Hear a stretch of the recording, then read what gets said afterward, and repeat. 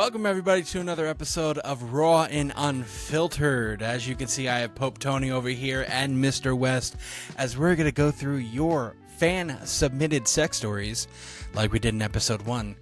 These are pretty long and detailed. You guys got it from our last episode that we want details. We want to hear. We basically, in our minds, want to hear the sex happening. That's what we want. We want to hear the... We want all that. Listen, stroking my pussy. So how is everybody? Pope Tony, how are you? I'm good. Girl feels sleepy. I can see that. He's always sleepy. Mr. Right. West, how about you, sir? I'm good. I'm working on my posture. I have a bad hip. Jesus. Already a bad hip? My knees locked. My God. Not even the child's born yet, and look at you. Bad hip, knees locked, and everything. Not You're even going to be 30. that dad. Hell no. I can't be. I can't be. All right. Are we ready for these stories, gentlemen? Yes. Don't start with your coughing shit. I will beat the shit out of you once I see you again. All right. Right off the bat. I fucked my manager at the elementary school we worked in.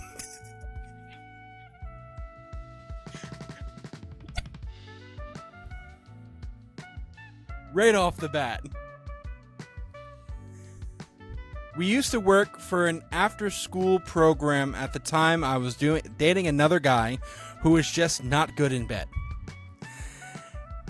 One day, after hanging out with my manager, he decided to kiss me goodnight, knowing full well I had a boyfriend. Uh-oh.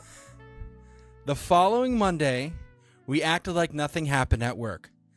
The kids could tell that something was up. I should mention that in our program, there were only 3 staff members, myself, another child care specialist, and my manager. I closed with him on Mondays, Wednesdays, and every other Friday. The last kid was picked up, and he and I started breaking down the after-school setup. We finished packing the last boxes and proceeded to move everything to the storage closet that doubled as our office. The storage closet fit 3 people, shoulder to shoulder, yet somehow he and I both ended up in the closet. Nice. He leaned in and kissed me, which quickly turned into heavy making out. At that time, my boyfriend called and I answered. We quickly composed ourselves and walked out the closet. As I was on the phone to make it to the next exit, we had to walk past the stage in the cafeteria. What a pecan. Before we made it out to the front of the stage, my boyfriend and I ended our call. My manager looked over and said one of the kids left one of their toys up on the stage. Being closest to the stage, I said I'd go up and get it, knowing he was going to follow me. We reached the stage, and there's a table dead center of the stage. As soon as we got to the table, my manager lifted me onto the table while simultaneously pulling down my pants and began fucking the crease between my thigh and my vagina. I sat up, pushed him down on the table, and gave him the ride of his life. We finished and cleaned up while definitely leaving the aura of sex behind. We got off the stage and walked back down to the entrance where we came from to see the custodians cleaning the cafeteria. I was not quiet while fucking this man. This actively lasted months, every Monday, Wednesday, and Friday. On our final day of work, knowing he would be transferring the next year, my manager lets me know that I was his first ever sexual encounter.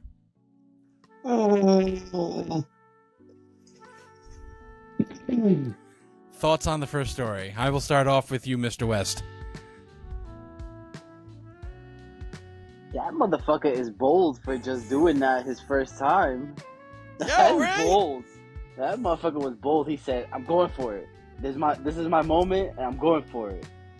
What a swift move, though, to sit there and at the same time of whatchamacallit? Wait, Lifting her up and picking her and pulling down her pants at the same time. Yeah, that is a move. That's a power move. And I don't, like, they had me. I was like, okay, I can It's like, oh, but that was his first time. I'm like, oh, no, it wasn't. That's some experienced shit. That's something like you've been with a few women and you know how to read them type shit.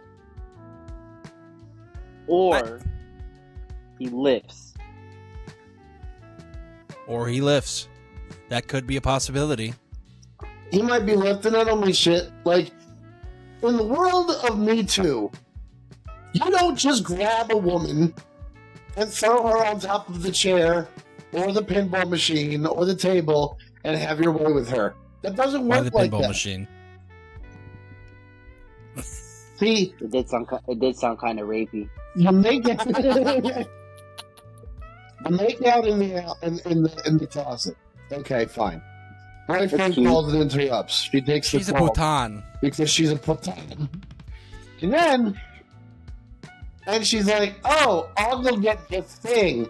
He's like, all right, I'll come fuck you then. That's where it kind of threw me off. Because the next time you're alone together, let her make the first move. Or like, you could start some shit, but like, she needs to be receptive. He went right to fucking. Like, no And not even blowjob. like, but The crease between her thigh and her vagina. I mean, was okay, very that would make sense if it's his first time. But it's like, it's a time and place, dude. Time and place. she knew it. She wanted it. Yeah, but like, even if she did, I'm like, go back to the closet. Like, why would you leave the closet? It's private. You're not going to have any chance of getting caught. Yeah, and they're cleaning the cafeteria apparently.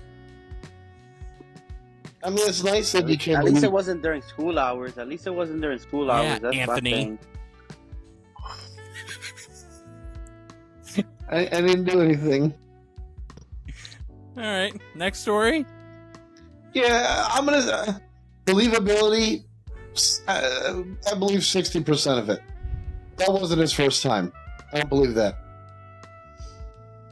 Okay, Wes, do you believe it was his first time? It's because of the thigh thing. The thigh thing, kind of, yeah. Right, that little added detail. That Details. That little thigh thing is just like, All right. I'm super excited and just say it. Listen, she might have interpreted that. It could have. There's been many times I'm just poking at it, just trying to find something warm and wet. Like when you're horned up out of your mind and she's rubbing on you. Yeah, I'm anything. I just want to rub my dick on her. You need to go. So she's to jail. He was fucking my thigh. I'm like, no, he wasn't. He was fucking you. He just hadn't got to the pussy yet. It's like when you see like one of those dogs start humping the air, and it's like you haven't even put the sex toy down. Boy, that's not it. Next story. You're done talking. All right, so this one is not a funny story. It is a serious story. Do you want serious? Or do you want to keep it lighthearted? Listen, I don't. They're confessing this. If they're confessing this, I have to clown it. Okay. So I was thrown in the back of an alley. 4 men hold me down. All right, let's Yeah, go. taking them from her. She gave 2 stories. All right, this takes place the summer of 2018, and I just recently graduated high school, and my ex-boyfriend of 5 years broke up with me, so I was going through what, at the time, felt like the worst heartbreak of my life. And yes, the second hot girl summer.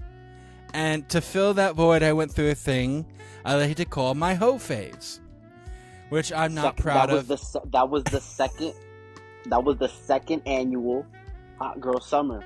Mm-hmm. It was Which she's not proud of. Of course, Proud of being a hoe. Okay, that's fair. She recently moved back in with her mother, and she was on Tinder, and she matched with a guy, and we started talking regularly. Eventually, he asked me on a date, and I said yes. We talked on the phone, not video chat, often, and he asked to pick me up from my house. I was hesitant at first, but finally said, fuck it. Mistake number 1. Well, he picks me up, and it's dark as fuck, and I can't see shit, and his car light didn't work, so I got in, and he started driving off. I look over, and this man is a complete catfish. I told myself it's fine, just go on the date and you will block him when you get home. So for the first 30 minutes, he was asking me questions while he drives. Eventually, I was like, where are we going? He was driving further and further away from my house and everything I knew. And he was just like, I need to run home real quick. And an hour and a half later, and hearing him go on and on about how I'm going to be his girlfriend, we finally get to his house. I tell him I'm just going to wait in the car, and he was like, no, just come in. So I reluctantly I agree and go inside. Mistake number 2. When we get inside, his mom greets me. That's like the 7th mistake you made. Stop. Continue the story. Okay. Because it gets better. Or worse. When we get inside, his mom greets me, and she's a whole nutcase. I politely asked to go to the bathroom, and when I walked into the bathroom, it was disgusting. The toilet, for one, didn't work and was filled with pee and roaches everywhere. So nasty, so I decided to hold it. His mom, minutes later, after going back to the living room, tells us she's going to bed. And after she left, I asked him if we were going to leave now to go on our date. This man tells me there is no date and that I'll be staying with him. Yo, what the fuck? What the fuck? Hold up. I don't know why, but I have to I'm going to go very, very, very racist. And I'm just going to imagine this man as an Indian man. No date. You stay with me. That was my first thought. The story's not halfway over yet. Hold on a second. Like, is he Indian? I'm not sure what kind of Indian are you talking about. Are you talking about 7-Eleven or 9/11? I don't know. That's intellectual racism. This man tells me there is no date and that I'll be staying with him. I told him I was not staying with him, and he tells me that he won't be taking me home, so I look at my phone to call someone to come and get me, and this man has no cellular service at his house. So at this point, I start freaking out. He then snatches my phone from me and throws it across the room and pushes me on the bed and starts forcefully trying to get my pants off. At this point, I'm in screaming and trying to push this man off of me, but he is a big guy. And I was hoping his mother would hear and come save me. She never came.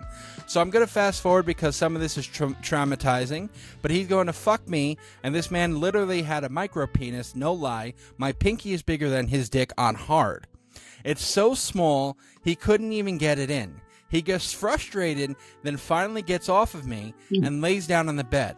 I sat on the floor, didn't say a word, didn't sleep. He passes out till morning trying to get a text to go through to someone.